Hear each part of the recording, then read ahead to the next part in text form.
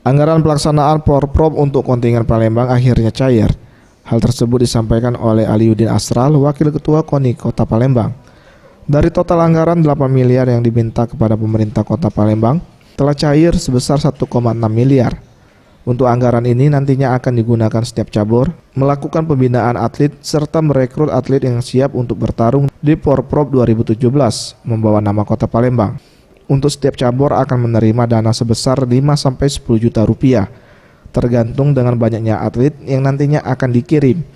Dengan telah siapnya atlet, selanjutnya KONI Kota Palembang akan memprogramkan pemusatan latihan cabur yang berpeluang memperoleh banyak medali. Hal ini dilakukan agar Kota Palembang dapat mempertahankan prestasi sebagai juara umum.